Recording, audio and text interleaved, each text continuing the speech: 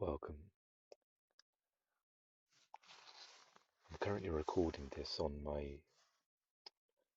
the microphone for my headphones, so I did a little test beforehand, and the sound seemed to be okay. It may not be the same as it usually is, and to be honest, it's not great quality anyway with my normal setup. But if you notice any difference to how it is usually, then it's because of that. But I hope my words are clear enough to be understood, and um, that's the most important thing.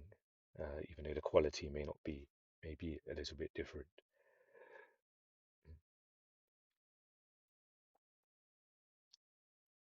And it's interesting how we're reading about the pain body.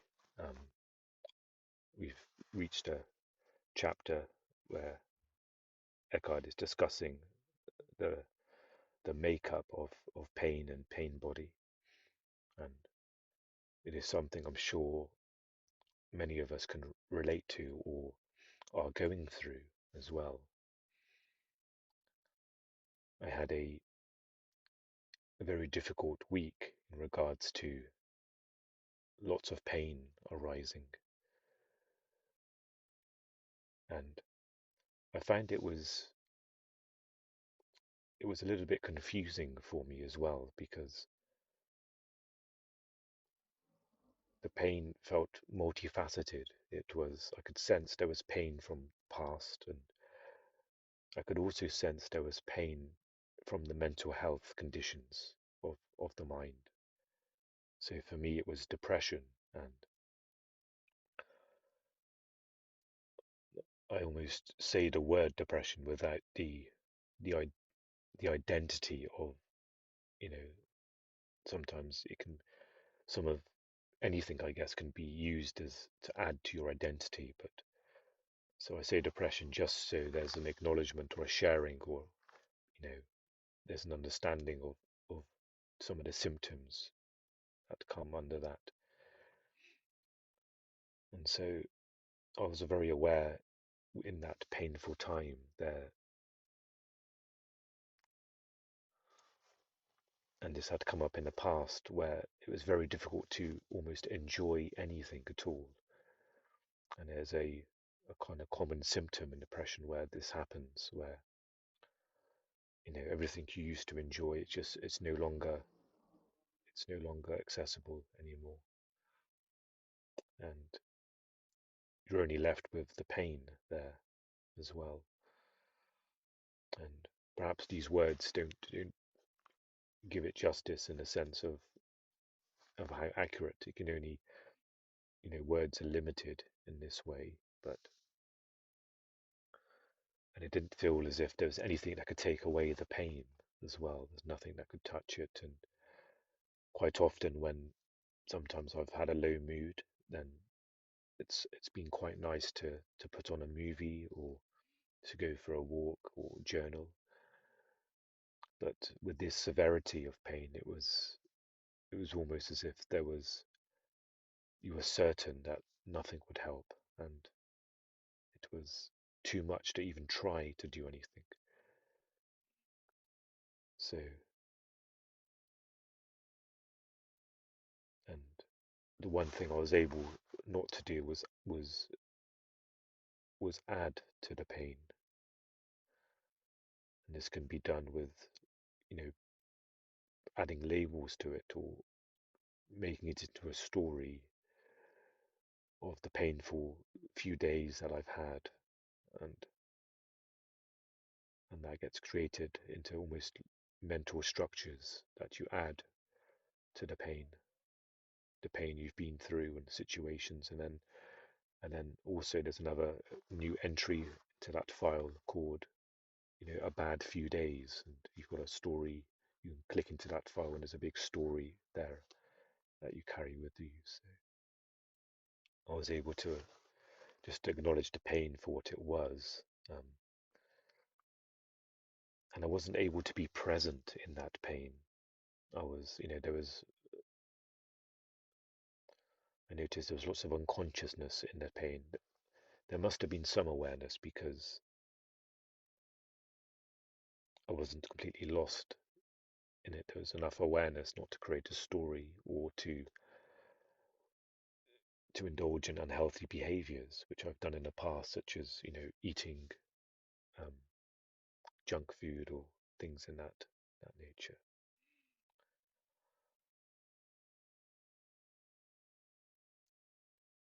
And in that time, it's,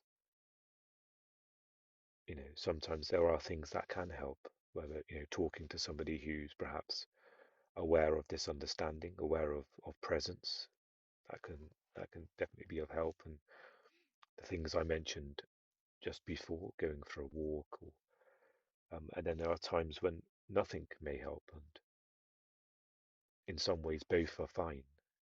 It just is. So it's just a matter of just allowing the storm, the mental storm, the painful storm to pass. And it's passing from a place of no waiting. You're not wanting, in some strange way, you're not wanting it to go or wanting it to stay. You're just observing it. You're not personally invested in that, when of course it can seem anything but. The pain is screaming at you to get involved and to go inside it, and sometimes it's unavoidable. At some point it will bring you inside, and then you'll be identified with the pain as my pain. This was my fault, or and this happened to me as well. I was inside of the pain and thinking various things of, my future and how this can't happen, or I shouldn't do this.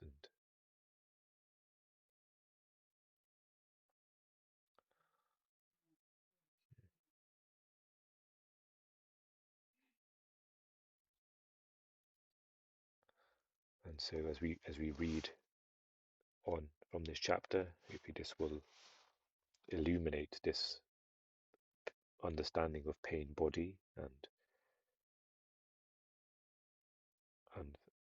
practical steps we can include in our lives as well. So we've reached the section of pain body that's titled Emotions and the Ego. The ego is not only the unobserved mind, the voice in the head which pretends to be you, but also the unobserved emotions that are the body's reaction to what the voice in the head is saying.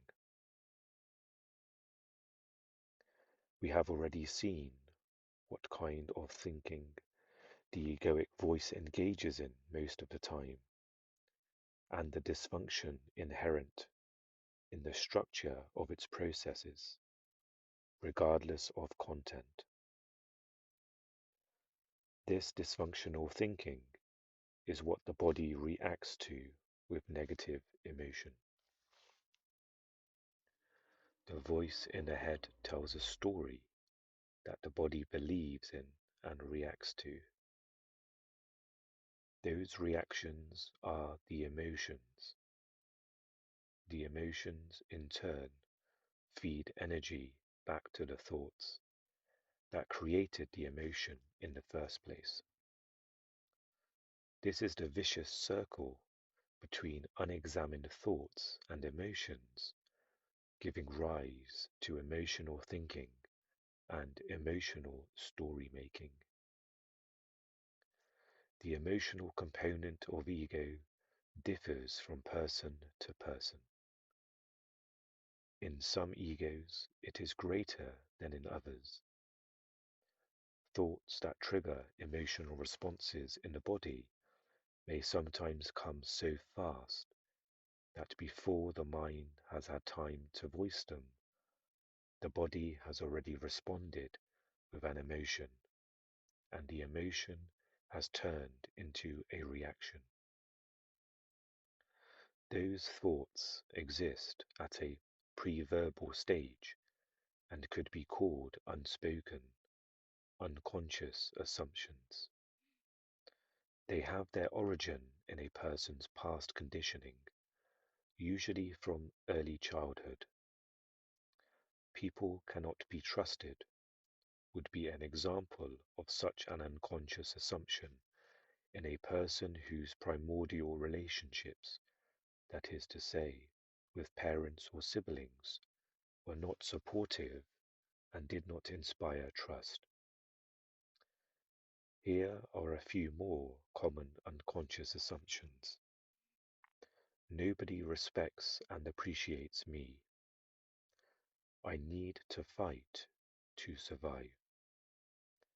There is never enough money.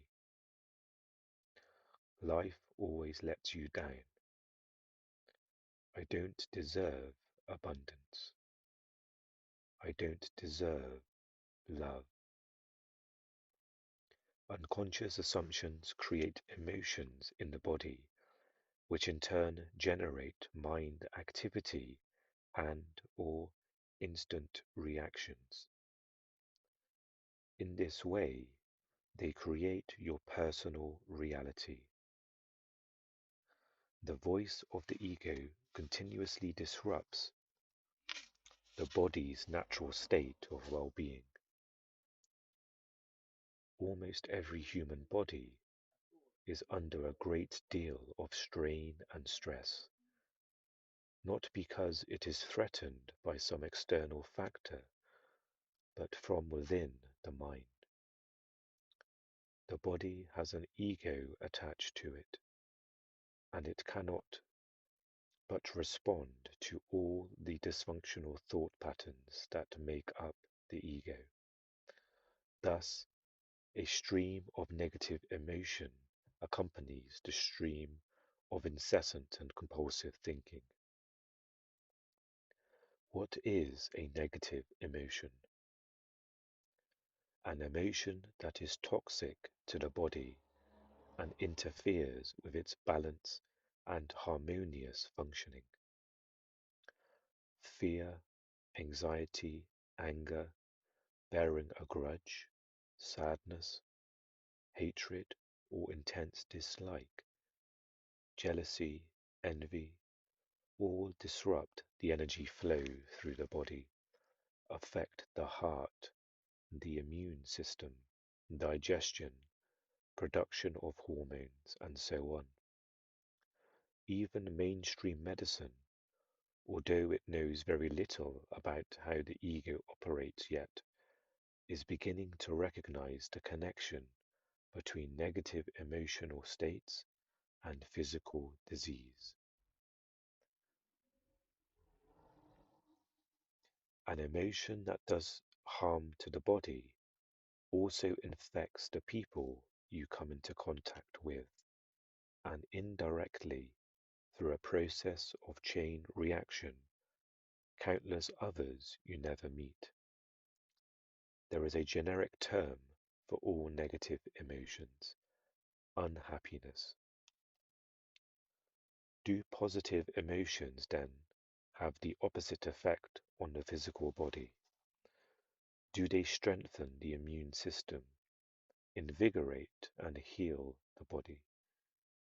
They do, indeed, but we need to differentiate between positive emotions that are ego-generated and deeper emotions that emanate from your natural state of connectedness with being.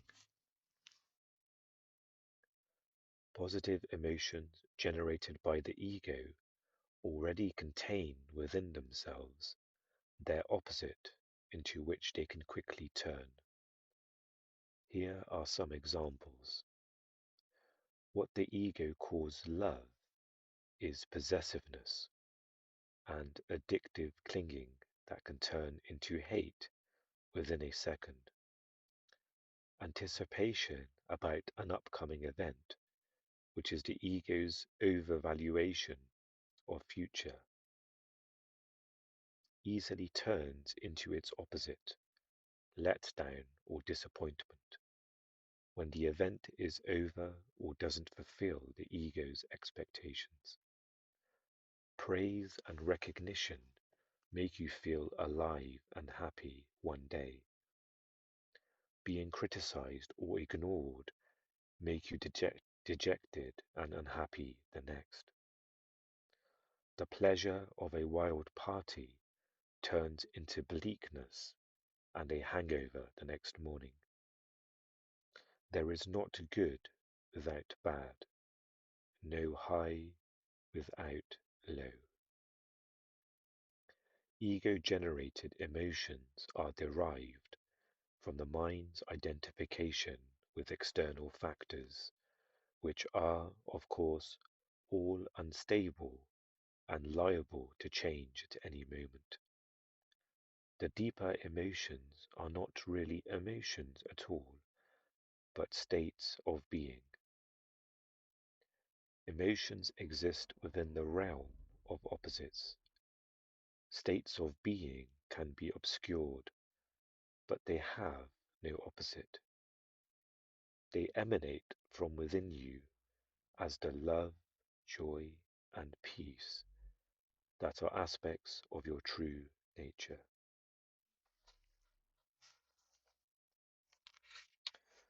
Okay, so I'm going to continue reading the next passage that is titled The Duck with a Human Mind. In The Power of Now, I mentioned my observation that after two ducks get into a fight, which never lasts long, they will separate and float off in opposite directions. Then each duck will flap its wings vigorously a few times, thus releasing the surplus energy that built up during the fight. After they flap their wings, they float on peacefully as if nothing had ever happened.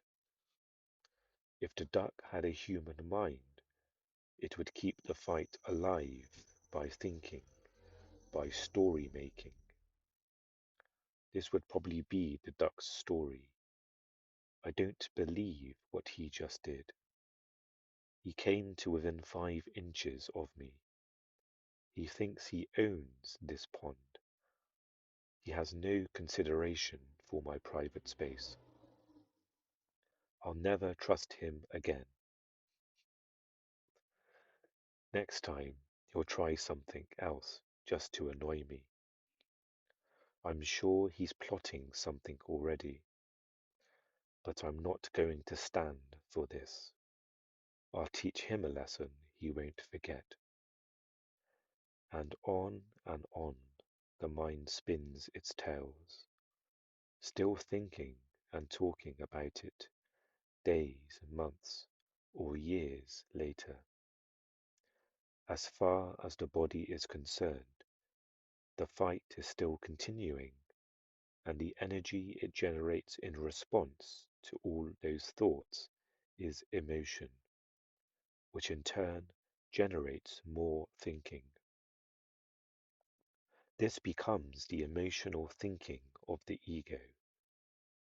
You can see how problematic the duck's life would become if it had a human mind. But this is how most humans live all the time. No situation or event is ever really finished. The mind and the mind made me and my story keep it going. We are a species that has lost its way.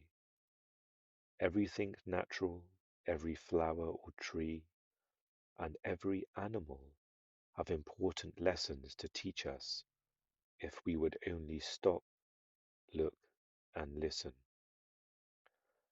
Our duck's lesson is this: flap your wings, which translate as let go of the story and return to the only place of power, the present moment.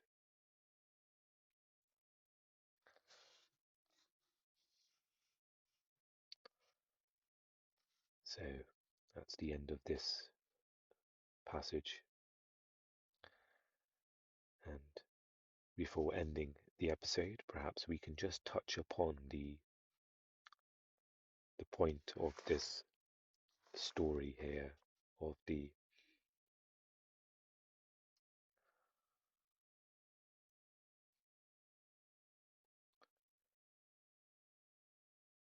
the way we keep things alive. Even the very small things.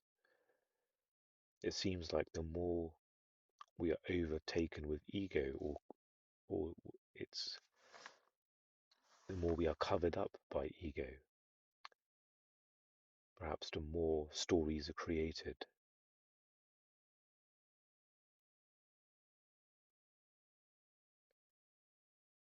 It's quite, it almost shows the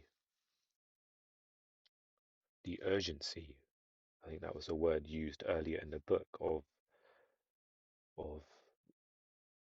coming into consciousness, the insanity of the mind. The even just reading this, you can sense the amount of pain this will generate and build inside of you.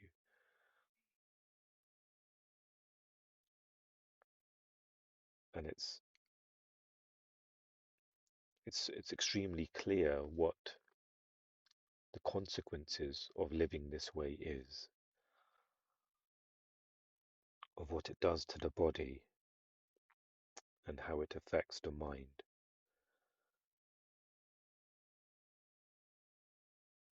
And just to read a line once again: as far as the body is concerned, the fight is still continuing, and the energy it generates in response to all those thoughts is emotion, which in turn generates more thinking.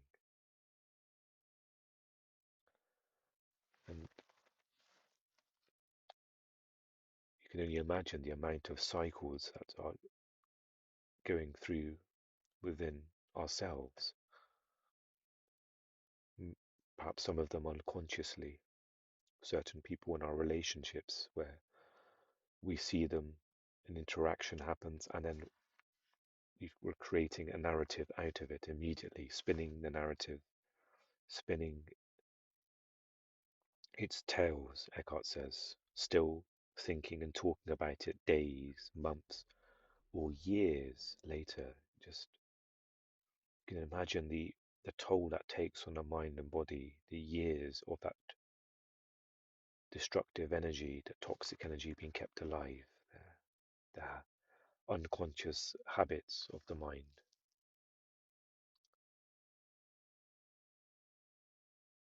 And just to finish with the last line once again, our duck's lesson is this: flap your wings, which translates as let go of the story and return to the only place of power, the present moment.